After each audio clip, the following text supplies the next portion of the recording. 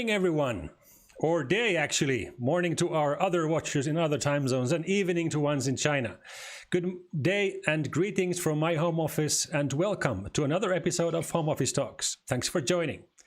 In this series, we connect my home office with other home offices around the world to learn insights on how to recover from the corona pandemic, not only in a good health, but also in a sustainable way.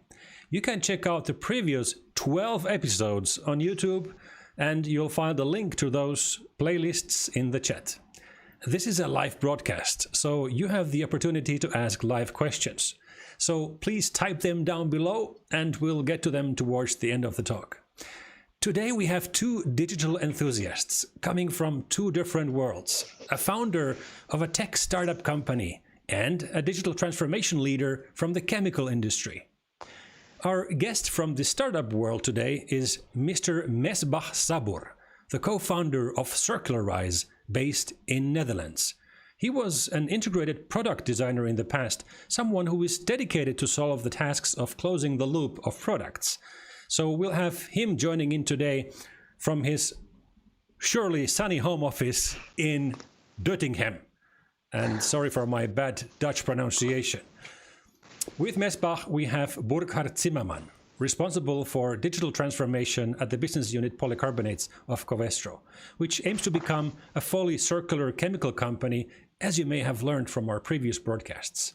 So a startup and a corporate, unified in driving digital technology to make the economy more circular.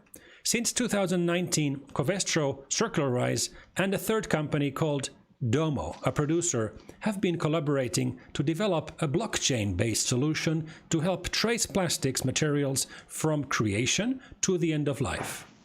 So let me now connect to Doetinchem and sunny Neuss from my home in Cologne.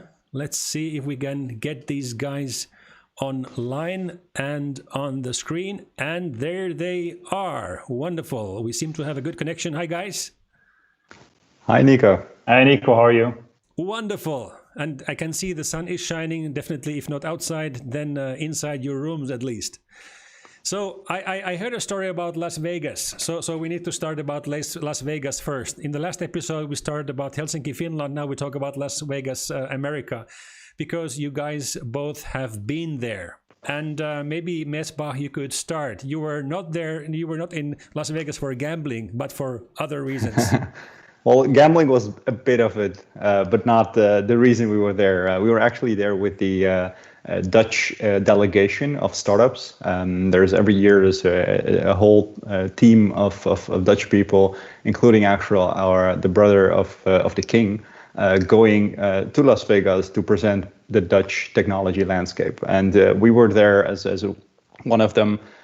Just to see what's out there, because we've been always working on transparency for the supply chain, which is, on the one hand for the suppliers, but also for the brands. And in our minds, the Las Vegas experience is a lot about the brands. On the news, you're like every single brand has something to show there. So we were not expecting a supplier necessarily there, which is a big learning curve. And that's where we met Covestro. And maybe to the audience, Las Vegas, of course, hosts the world's largest consumer electronics show. This is why the reason Las Vegas is in the calendars of many of the guys in the industry of consumer electronics.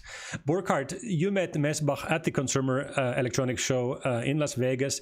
What's the reason for a chemical company to be there? Yeah, you see, the CES is a big event. There are numerous of our customers for electronics, but also more and more for mobility. So also all the automotive customers that we are serving with our materials are present there. So 2019 January was for us the first time to be at a consumer electronics show as a material producer.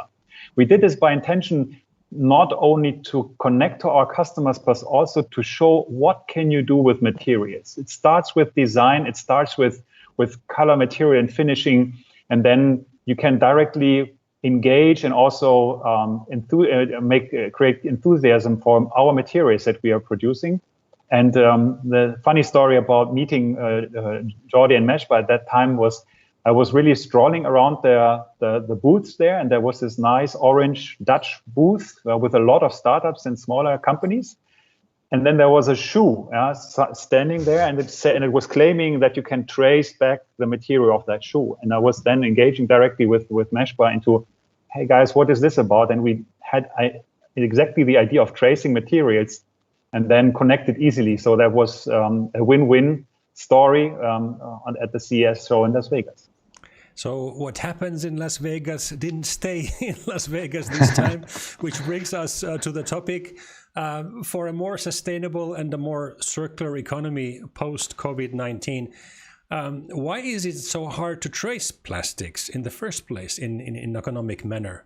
And maybe you could describe what's the challenge around this? I mean, what makes it so difficult?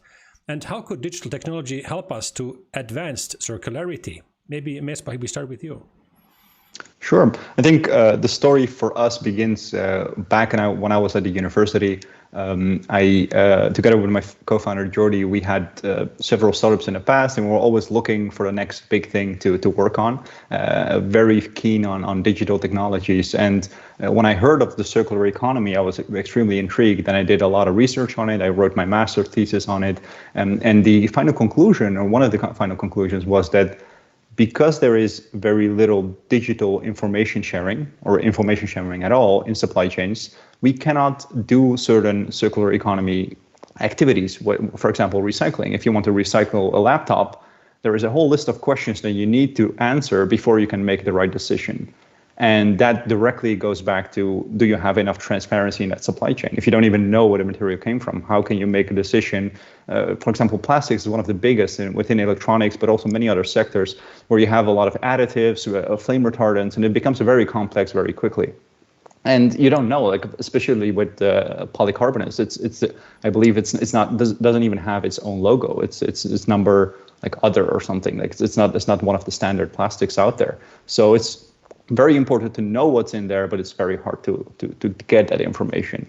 So which directly ties back to circular economy activities and being able to put materials back into the economy. Because we also saw that many companies had difficulties finding this information, and that leads to directly just incinerating the material because it takes too much effort to find out. Thanks, Mesbah. Burkhard, can you build on that? What's the perspective of a plastics producer? Yeah, for us, there are basically two major use cases, as Mesbah already mentioned quickly. First of all, as a consumer, I buy a product and I ask myself, well, is this recycled material, like a suitcase? I cannot tell if it's a recycled material or not. Even if the brand is claiming it's recycled, how do I get the proof of origin of that material to be sure that this is really recycled?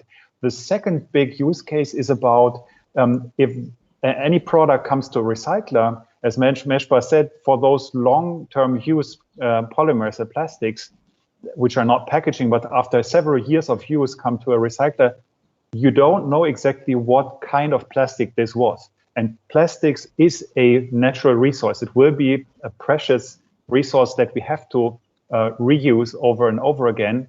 And the recycler could have a look at this, have a scan on the QR code, the serial number, and directly identify how to best make use out of that carbon that is in that part. And that's why it is so important for us as a material producer to first prove that we have entered a circular economy, that we are reusing our material, and secondly, to gain access to waste. Currently, it's not easy to identify, especially polycarbonates, out of the big waste stream. So with this technology, we hope that we can get better access to recyclers and have a very pure feed of polycarbonate waste that we can then reuse. So let's talk about the blockchain technology. Blockchain is a buzzword. Everybody who has been trading or buying bitcoins knows that's kind of the technology behind that.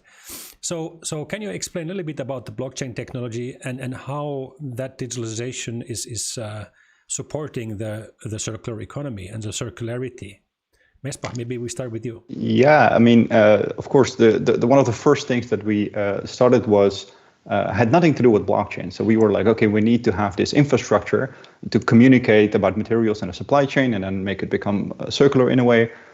But the one thing that you immediately ask yourselves, and also every conversation that we have had afterwards, is like, what about the privacy? And what about the confidentiality of this information? How can I still trust it if it's just not a claim, but it's a claim on some sort of a digital system? It still doesn't mean a lot more. And that's where we, from the core team, we had no experience with blockchain at all, but we started looking into the market, like where are good solutions and where are things that we can connect to make it possible to do this in a digital system. And one of the things that we found out was blockchain. So blockchain is that missing link in any digital system that has never been there before. So pre-blockchain era, everything that you do on a computer and that's going to some sort of a central system, and then it's coming back to you as an information sharing or any transactions, whether that's money or any other information sharing, it's always based on trust through like a central party. And if you do not want this for whatever reason, we assume that the full supply chain of all industries, of all materials and chemicals that are being used, are not really interested in one central, like a central authority who is governing all the information because of privacy, etc. There are no options. So the only option that has been really created is blockchain, because with blockchain you have trust by design, trust by mathematics, and not trust by one central company who is dealing everything and making sure that if I send you one Bitcoin, which is money, that I'm actually having one Bitcoin and I'm giving it to you. And the same goes for if I send you recycled content, I can prove on a blockchain that I actually have recycled content and I can actually give it to you instead of just making claims. And to the audience, as you can now see, we have a true expert on the line on the live show. So if you have any questions regarding this technology, please type your questions down below and we'll get to them towards the end of, or actually quite soon. Burkhard, how important is generating trust using blockchain from your point of view? I believe that blockchain is addressing, and this technology is addressing the one key element that is hindering a lot of people of creating transparency across the value chain. You see, our material basically is composed of different materials, and there's also, I wouldn't say it's a secret because you can make a chemical analysis, but in the end, it's our technology, our knowledge, which is in the material, and then further going down the value chain in a product, there are also different compositions of parts in there. So if one person or one entity could have the full visibility of all materials with all exact knowledge of the composition, you would be so transparent that the competitive advantage of technology of a player would go away. And that so far was hindering a lot of companies to jump on a transparency train, so to say, where you can put your information in a central database. And blockchain is solving that problem exactly. And we might come to this topic of smart questioning in a second. The idea is not to store all the information also in the blockchain. Imagine blockchains today are still a little bit slow, so you would be very lean in what information you really want to share. So a simple identifier, a token of one material that links back to the producer, who could then tell upon request what information are needed, is absolutely sufficient to trace the material over the blockchain, but also then if any information is needed, automatically respond to the question, is there a flame retardant in? Yes or no? Or is there a special color in? Or is there a special filler in that I need to consider when I do the recycling? Now, this was for us one of the key elements of blockchain together with smart questioning to further work on this technology. I also just wanted to add something very quickly there for those who are not maybe very familiar with the landscape.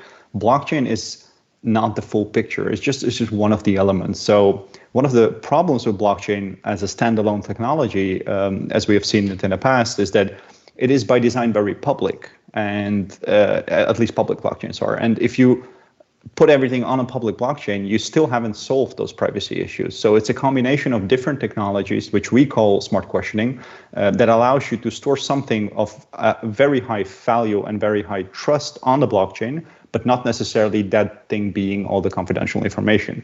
That thing on the blockchain then gives you access to all the confidential information by using different technologies and different cryptography methods. Cool. So, and I'm just looking at the questions which are now coming in through the various channels, which is very encouraging. This, of course, needs to become reality. And Mesbah, you are still in the beginning of building this system, which has great prospects of creating that transparency across the value chain. So how important is the technological development? And we talk about startups and big conglomerates. I mean, you guys are representing different parts of the spectrum here. What is the role of a startup and a corporate culture joining here? I mean, what's your take? I think it's something that we also saw in the beginning was we are just a small startup, and we will probably be a small startup in the beginnings of setting this technology up. And that's where we exactly find out also the problem where, like, are we going to ask the question to all these big players like Covestro in the industry to trust us as a small startup? So this is where blockchain enables us to still be a small startup and not have that credibility that maybe a company that has been existing for 50 years has, but still work together with a company, with more established companies, because there is a very trusted layer in between us. So it's not that I'm saying to all of these larger companies that they have to trust me as a small company. And that's where it's the blockchain, I see it as an enabler, but I also see that us as a startup, we can come up with different things very quickly, whereas we're not really restricted to the internal processes, etc., that a corporate might have. So the synergy of having a corporate that's more established with a startup that is very flexible and nimble and out of the box thinking, and in many ways is extremely helpful because it still needs to be realized at the end of the day. Burkhard, thanks, Mesbah. Burkhard, what's your point of view? Yeah, actually, Mesbah described it quite well. We are a material producer by heart and by origin. We are not a software company. We are not a blockchain technology company. So we have to rely on partners if we want to make use of these new technologies. However, what we can bring to the table is deep knowledge about how the industry works across different value chains. I mean, we are purchasing raw materials, we are making a polymer out of it, then passing it to our customers. They are passing it on and producing, in the end, laptops, cars, and electronics out of that, or healthcare devices. And these value chains are highly complex. They are also highly diverse. You see, we are serving a whole bunch of different industries which go into different applications. Yeah, and then we need to collect back our materials to close the loop after that. So this is knowledge, domain knowledge in the industry that we can bring to the table, as Domo did also from a polyamide point of view. So this combination of technology and speed from a startup with industry knowledge and making a proof of concept and realize these pilots that we have done, showing that the technology works in the real world. I think this combination is super. That certainly sounds promising, the combination of both worlds, and getting great results by combining the best of startups and large international global companies. So with that, I propose we are going to the questions, and the first one is already in. And I think this question is going closely to the topic that you, Burkhard, already mentioned, regarding the combination of materials. Let's blend in the question, and also we'll read it out to you. And here it is. Veronica is asking, a product usually consists of more than one material / plastic. How do you solve this? Yeah, the idea is basically that every material gets its own token, so to say, and its own tracer. So if you have a laptop that consists of metal, of plastics, and maybe electronics and other stuff, every single piece can be traced by a token digitally. So we only represent now the plastics material piece, but everybody is, we are very open to anybody who wants to join and also trace, for instance, metal here.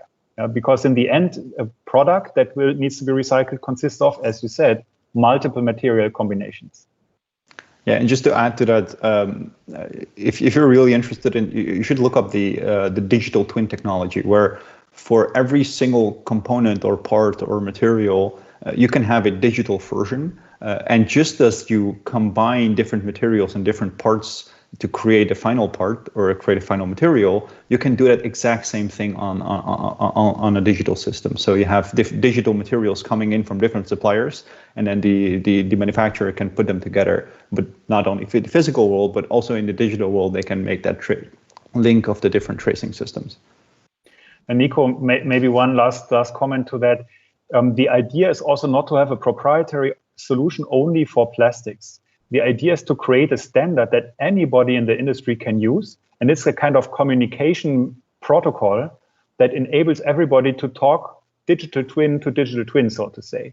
This really behind the whole idea. The feasibility we can show with any IT system, but the standard, the opportunity that everybody uses the same language. I think this is the big challenge and also the big benefit for the industry in the end. And certainly, if I talk with recycling companies, and the feedback is that multi-component composite structures are really difficult to recycle. So I think that traceability using a token is definitely sounds like a great solution. We have the next question in, which I think also touches on this topic. I will display the post now.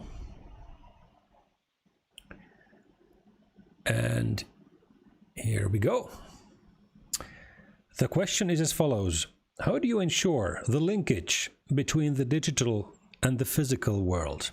I think that's a great question. It is. It's actually a great question that the answer is a spectrum of whole different kinds of ways that you could do it, ranging from very simple but not so secure to extremely difficult but also extremely secure. And depending on the use case, you can choose to be either in some place in this spectrum. So the far left, my left, would be a very simple QR code. You could just stamp a QR code on the product or the material, on even the bag, and that gives you access to the digital version. Obviously, it's not very hard to take that QR code and put it on a different bag. Now, that different bag is digital, but keep in mind that on a mass balance level, you haven't gained anything. Even if you copy the QR code and put it on two bags, your digital version, which is on blockchain, you cannot just copy, because you cannot just copy a token. Otherwise, you would be a very rich guy copying Bitcoin. So that's not possible. But you could cheat a little bit with the system by swapping the bags, basically, with different ones. And then you can go to our more sophisticated technology like NFC tags or RFID tags that are in a way sealed, that if the moment you try to take it off the bag or something, it just breaks, that's possible. But all the way at the other end is chemical tracers and artificial DNAs, where you can have a DNA, if you will, whether that's a material that's injected or already present into the material, that you can read. So the material has some sort of a fingerprint, and that you can connect to the blockchain. So now it's impossible to change the fingerprint of the material. Obviously, that's a lot more complicated, and it's also possible with different use cases, but not with all. Thanks, Mesbah. Yeah. Do you want to add?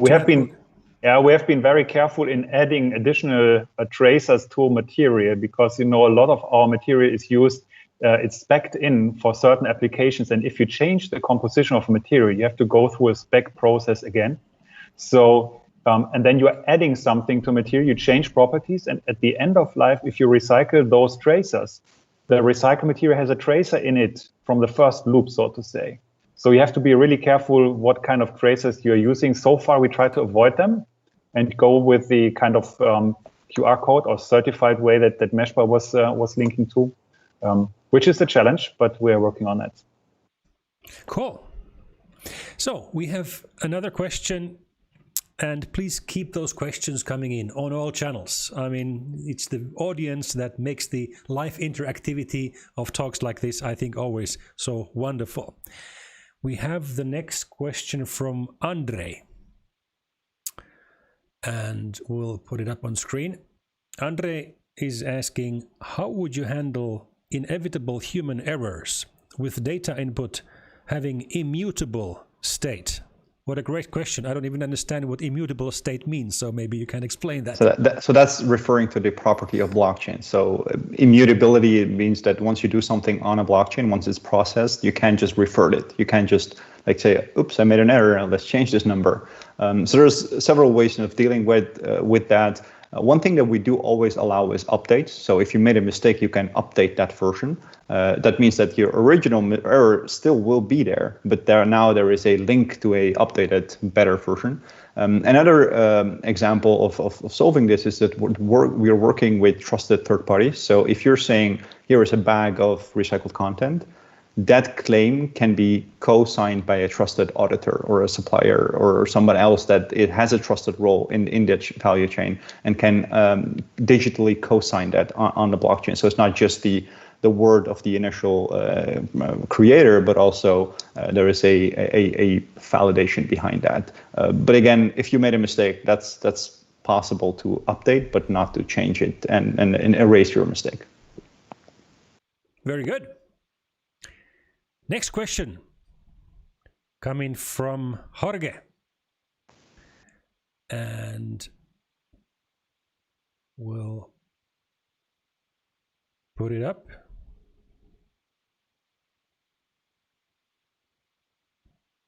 And there it is. How to keep track of it in a world where so many products are copied and we don't know the quality and origin of the raw materials is not the same. Maybe Burkhard, you want to take this? I think that's exactly why we are doing this whole effort to make sure that the consumer knows exactly where the material is coming from. And today there's a lot of questions on reduced CO2 footprint of a product or recycled content that either by regulation or by pure interest or pure positive value to the environment, people want to know. And that's why we want to make sure that the materials have a kind of digital twin original sticker on them, so to say, virtually, that keep the material origin until the end of life. And you've seen examples last week that they're already due to the low price of raw material, there are people putting virgin material into recycled material to reduce the price. So you see there's always a tendency that to reduce cost and by that giving up the origin or the authenticity of a material. And we want to prevent this with our technology.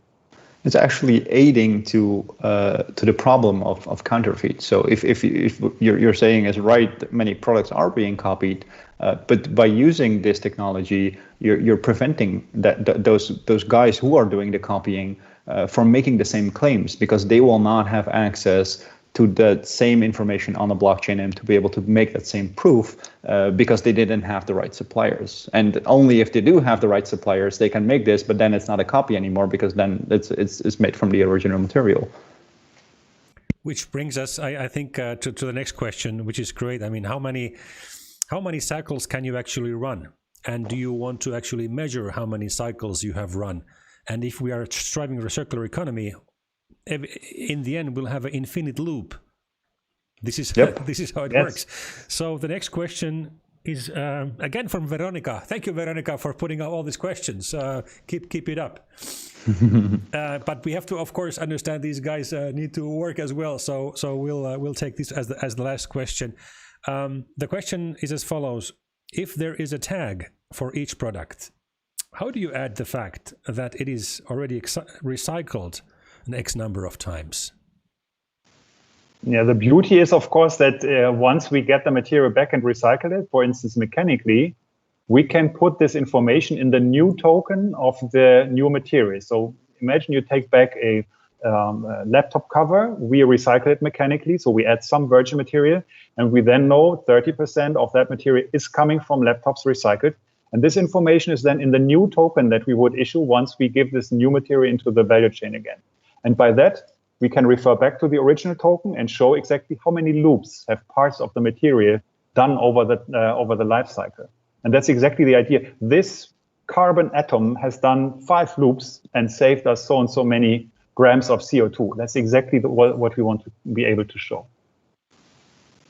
Cool. Which is also definitely possible. I mean, there is no cap on the amount of transactions you can do. It just grows over time. And like theoretically and with the technology, we can just keep track of the material as long as we want to, and that's why it's so important to have an open standard for the industry, because all of it breaks down the moment people come up with their own different solutions. And like this recycler is using this solution, that recycler is using that solution. Now all of a sudden it's a mess. So that's why it's so important to have the core technology fully open source, fully for everybody industry to build on top of, and only then it's going to work. So that's why we are also taking this approach. Thanks, guys, so much for taking time to talk about this, I think, truly exciting topic on Home Office Talks. Any final remarks from your side before we close? Well, wonderful. From my side, perfect opportunity, and can only invite everybody who's interested to directly contact us and join our approach. Yeah, I'm not sure if we're also sharing some links maybe somewhere in the description of the post, but yeah, you can find us on circlewise.com. Everything from the project is over there, and yeah, please reach out also if you want to participate, because it's an open standard. We're also aiming for an open approach where if you think you can add value or you're from the industry, we'll welcome everybody to join the consortium and build the standard together. Cool. Thank you very much. Thanks. Yeah, thank you. Thanks. You're welcome. Mesbah Thank you, Nico. And Burkhard, for joining in. Thank you, and Nico. Please stay safe and stay healthy, and see you in real life sometime later. Bye-bye. All right. Cool. Guys, bye-bye. Bye. So this was the 12th episode of Home Office Talks. Please stay tuned as we open up more interesting insights into the world after the pandemic and into the world building a more sustainable world from where we were before. More episodes are coming up, so stay tuned on our channel to find out what they are. And thank you again for the great questions, which makes these Home Office Talks, I think, so exciting all over again. Thanks for joining in. Stay safe, stay healthy, and bye-bye.